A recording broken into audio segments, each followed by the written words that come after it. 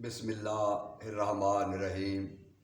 آج جمعہ کا روز ہے اور یہ روز امام زمانہ علیہ السلام سے منسوب ہے۔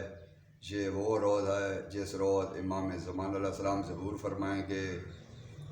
آج میرے ہاتھ میں کتاب ہے معرفت آل محمد علیہ السلام۔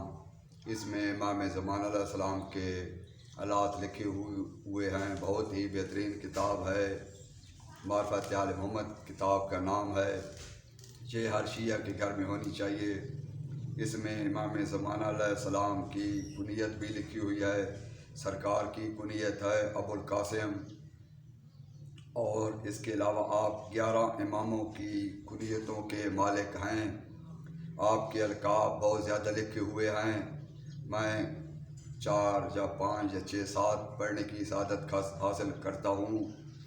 ایک آپ کا لقب ہے مہدی، ایک ہے خلف، ایک ہے ناطق، ایک ہے قائم، ایک ہے سائر، ایک ہے معمول، ایک ہے منتظر، ایک ہے وطر، ایک ہے قرار، ایک ہے باسط، ایک ہے صاحب رجت، ایک ہے زہرا، ایک ہے قابض، ایک ہے قیامت، ایک ہے وارث، ایک ہے جابر، ایک ہے سدرۃ المنتہا،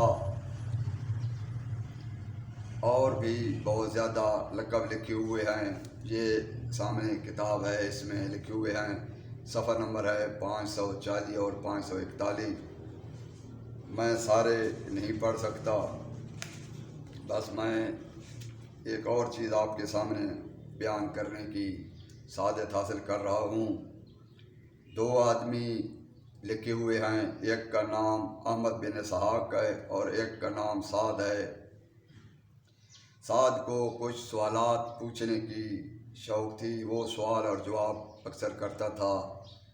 ناسبی لوگوں کے سامنے بھی وہ اہل بیت علیہ السلام کی شان بیان کرتا تھا، اور ناسبی اس سے حسد اور بغض بھی کرتے تھے۔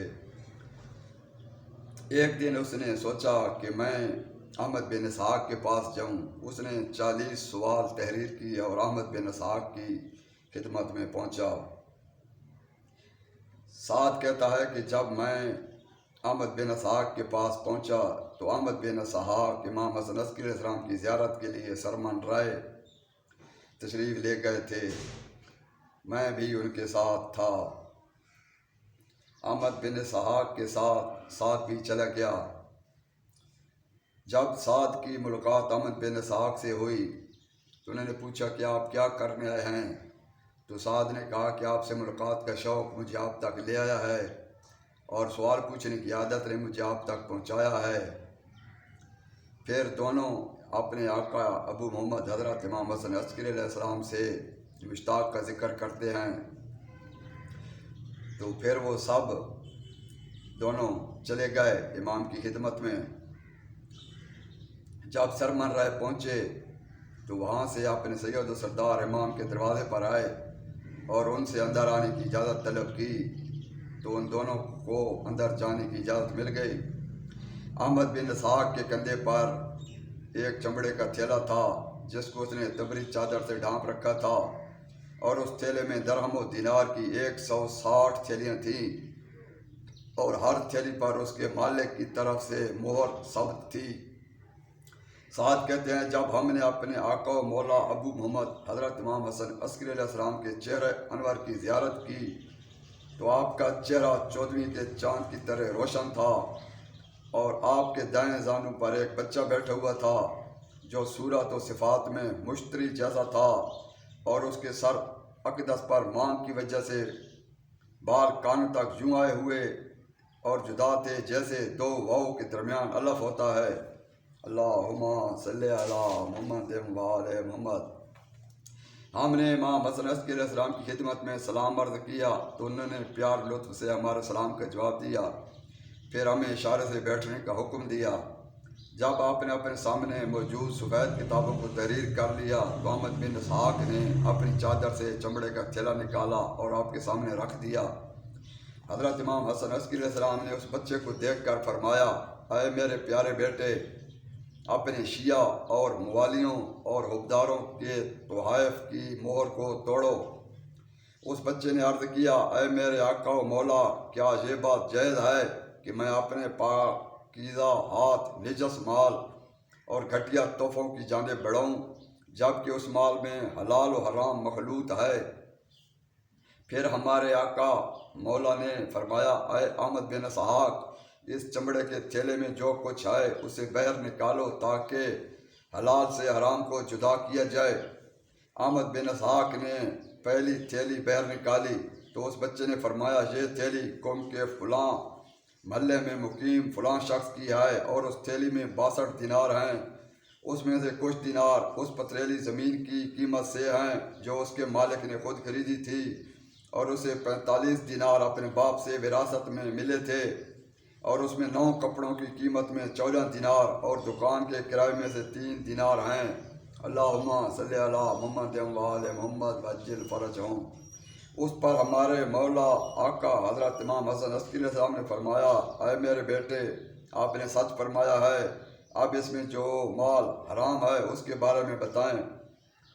آپ نے فرمایا رائے کے دیناروں کے بارے میں تفتیش و تحقیق کی جائے، ان پر فلاں تاریخ اور سال مذکور ہے جبکہ ان میں ایک طرف کا نقش مٹ چکا ہے اور ان کا وزن بھی 4 دینار کم ہو چکا ہے۔ ان کے حرام ہونے کا سبب یہ ہے کہ اس تھیلی کے مالک نے اپنے ہمسائے جولائے کو فلاں سال کے فلاں مہینے میں 1.25 من اون تول کر دی تھی جسے جولائے کے پاس سے چور چرا کر لے گئے تھے، اور جولائے نے اس بات سے تھیلی کے مالک کو آگاہ کر دیا تھا، لیکن اس تھیلی کے مالک نے جولائے کی بات کو ماننے سے انکار کر دیا اور جولائے سے اس کے بدلے میں 1.5 من کاتی ہوئی روئی وصول کی اور پھر اس سے کپڑے بنا کر انہیں فروخت کیا، اور یہ دینار اس کی قیمت سے حاصل شدہ ہیں۔ پھر جب تھیلی کو کھولا گیا تو اس کے اندر سے ایک خط نکلا جس پر اس شخص کا وہی نام مذکور تھا جو آپ نے بتایا، اور ان دیناروں کی تعداد اور علامت بھی وہی تھی جو آپ نے بیان فرمائی تھی۔ اس کے بعد احمد بن اسحاق نے دوسری تھیلی کو کھولا تو اس بچے نے فرمایا یہ قوم کے فلاں محلے میں مقیم فلاں شخص کی تھیلی ہے، اس میں 50 دینار ہیں اور ان کو ہاتھ لگانا ہمارے لیے حلال اور جائز نہیں ہے۔ جب آپ سے استغفار کیا گیا کہ آپ کے لیے انہیں ہاتھ لگانا کیوں جائز نہیں ہے تو آپ نے فرمایا یہ ایسے گیہوں کی قیمت سے ہے جس کے مالک نے اس کی خرید و فروخت میں خیانت کی ہے، کیونکہ اس نے جب گیہوں کو خریدا تھا تو زیادہ تول کر لی اور جب انہیں بیچا تو کم تول کر دیا۔ یہ سن کر ہمارے آقا مولا حضرت امام حسن عسکری علیہ السلام نے فرمایا اے میرے بیٹے آپ نے سچ فرمایا۔